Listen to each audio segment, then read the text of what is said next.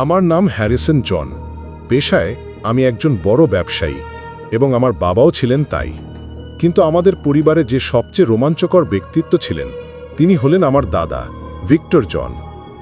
1950-এর দশকে ভিক্টর জন নামটা লন্ডনের ডিটেকটিভ মহলে এক ভরসার প্রতীক ছিল। মানুষ বলতো যা পুলিশের সাধ্যের বাইরে তা ভিক্টর জন পারবে। দাদা মারা যান 2002 সালে। তার জীবনের শেষ বছরগুলোতে তিনি আমাদের সঙ্গে একটা ভয়ঙ্কর গল্প বারবার বলতেন। 1957 সালের এক কেস যা তার যৌক্তিক মন এবং আত্মাকে চিরতরে বদলে দিয়েছিল। এই গল্পটি তার জীবনে ঘটে যাওয়া সবচেয়ে বড় ভৌতিক বিপর্যয় ছিল। সময়টা ছিল 1957 সালের সেপ্টেম্বর মাস। লন্ডনের শহরতলির এক ছোট গ্রাম, যা মূলত তার ঘন বন আর কুয়াশার জন্য পরিচিত। সেখানেই ছিল রোকউড ম্যানর। এই ম্যানর নিয়ে বহু গুজব ছিল, কারণ কয়েক দশক আগে এর মালিকপক্ষ রহস্যজনকভাবে নিখোঁজ হয়ে গিয়েছিল।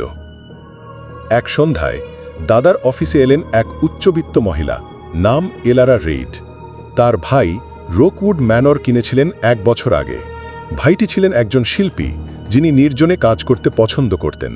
কিন্তু গত সপ্তাহে সে হঠাৎ নিখোঁজ। পুলিশ এই ঘটনাকে আত্মগোপন বলে নথিভুক্ত করেছিল।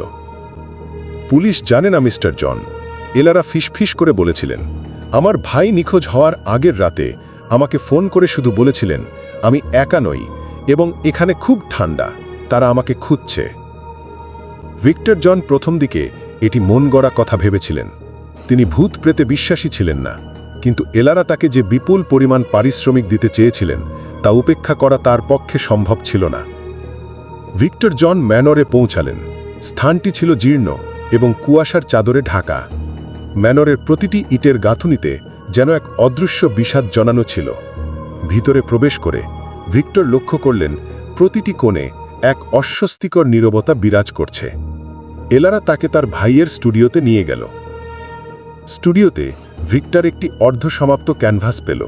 ক্যানভাসে ম্যানরের প্রধান হলরুমের একটি ছবি আঁকা ছিল, কিন্তু সেই হলরুমের জানালা ও দরজায় অসংখ্য কালো মুখবিহীন ছায়ামূর্তি আঁকা। ছবির কেন্দ্রে তার ভাই দাঁড়িয়ে আছেন, মুখটি বিকৃত আতঙ্কে। ভিক্টরের মনে প্রথমবার যুক্তি টলে উঠল। আরও ভয়ঙ্কর বিষয় ছিল ঘরের মেঝেতে একটি প্রতীক খোদাই করা, একটি উল্টো ত্রিভুজ যার মাঝে একটি চোখ। এটি কোনো সাধারণ ডাকাত বা কিডন্যাপারের কাজ হতে পারে না, এটি একটি অশুভ প্রতীক। ভিক্টর যখন প্রতীকটি পরীক্ষা করছিলেন, ঠিক তখনই সিঁড়ির দিক থেকে এক ভারী ধীর পদশব্দ ভেসে আসলো। শব্দটা ছিল অসম্ভব ভারী, যেন কোনো বিশাল ভারী বস্তু কাঠের মেঝেতে টেনে নিয়ে যাওয়া হচ্ছে। ভিক্টর রিভলভার বের করে ধরলেন।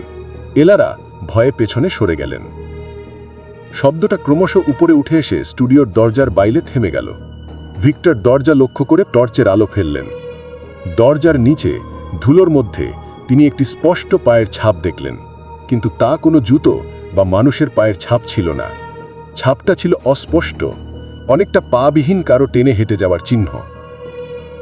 ভিক্টর সিদ্ধান্ত নিলেন এখানে লুকিয়ে থাকা বুদ্ধিমানের কাজ হবে না।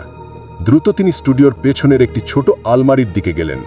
তিনি লক্ষ্য করেছিলেন আলমারির কাচের পাল্লায় তার ভাইয়ের আঁকা একটি প্রতীক, একটি নির্দিষ্ট পুরনো ঘড়ির ছবি। এই ঘড়িটা কোথায়? ভিক্টর জন এলারাকে জিজ্ঞেস করলেন। এলারা কাঁপতে কাঁপতে উত্তর দিলেন, প্রধান হলরুমের সিঁড়ির ওপর। ভিক্টর জন এলারাকে নিয়ে সিঁড়ি দিয়ে দ্রুত নামতে লাগলেন। হলরুমে কুয়াশার মতো একটা ঠান্ডা স্রোত অনুভব করলেন, যদিও বাইরে সেপ্টেম্বরের আবহাওয়া ছিল উষ্ণ। সিঁড়ির ওপরে ছিল সেই দৈত্যাকার কাঠের ঘড়ি। ভিক্টর জন টর্চ ফেললেন ঘড়ির ডায়ালে। ঘড়ির কাঁটা থেমেছিল ঠিক 3:30 মিনিটে।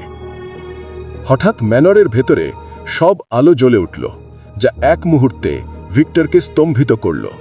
তারপর আলোর ঝলকানি অদৃশ্য হল এবং ভিক্টর বুঝতে পারলেন যে তিনি আর এলারা একা নন।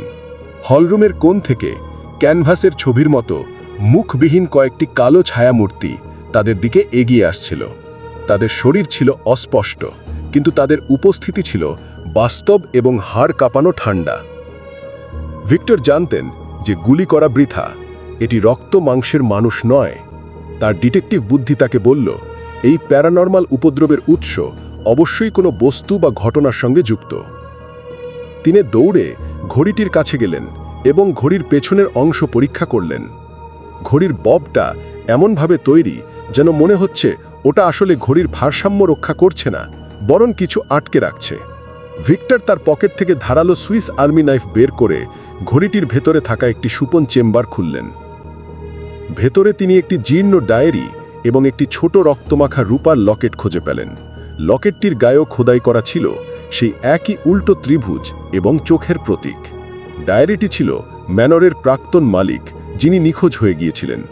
ডায়েরিতে লেখা ছিল কিভাবে তিনি সম্পদ লাভের জন্য এক অশুভ আত্মাকে ডেকে এনেছিলেন এবং সেই আত্মাকে নিয়ন্ত্রণ করার জন্য নিজের মেয়ের জীবন নিয়েছিল 1957 সালের ঠিক 6 মাস আগে। ডায়েরিতে উল্লেখ ছিল যে আত্মাটি মুক্ত হবে যখন ঘড়ির কাঁটা 3:30 থামবে এবং একটি নতুন শিকার পাবে। আপনার ভাই ভিক্টর জন চিৎকার করে এলারাকে বললেন। সে এই লকেট বা ডায়েরি দেখে ফেলেছিল। এটাই ছিল তার খুঁজছের উত্তর। ভিক্টর জন দেরি না করে লকেটটি হাতে নিয়ে দ্রুত হল রুমের পুরানো ফায়ারপ্লেসের দিকে ছুড়ে মারলেন। যেই মুহূর্তে লকেটটি আগুনের সংস্পর্শে এলো, সঙ্গে সঙ্গে একটি বিকট শব্দ হলো। ছায়ামূর্তিগুলো বিকৃত আর্তনাদ করতে করতে হলরুমের মেঝে ভেদ করে যেন মাটির গভীরে বিলীন হয়ে গেল। কিন্তু শেষ হওয়ার আগে একটি ছায়ামূর্তি ভিক্টর জনের হাতে আঘাত করে বসে। লকেটটি ছোড়ার কারণে আত্মাটি আংশিকভাবে ভিক্টরের ওপর তার শেষ শক্তি প্রয়োগ করেছিল। ভিক্টর জন প্রচণ্ড ব্যথায় লুটিয়ে পড়েন। এলারা তার ভাইকে ফিরে পাননি, কিন্তু ম্যানরের সেই অশুভ উপস্থিতি চিরতরে বন্ধ হয়ে যায়। ভিক্টর জনকে হাসপাতালে ভর্তি করা হয়। তার হাত স্বাভাবিক ছিল, কিন্তু সেই আঘাতের স্থানে একটি ঠান্ডা দাগ স্থায়ীভাবে রয়ে গেছিল, যা প্রায়শই রাতের বেলায় তাকে ব্যথিত করত। ভিক্টর জন এই কেসটি সমাধান করেছিলেন, কিন্তু এটি তার জীবনের সবচেয়ে বড় ব্যক্তিগত ক্ষতি নিয়ে এসেছিল, যাকে তিনি প্রায়শই বলতেন, যৌক্তিক যেখানে শেষ হয় সেখানেই শুরু হয় ভিক্টর জনের আসল কাজ।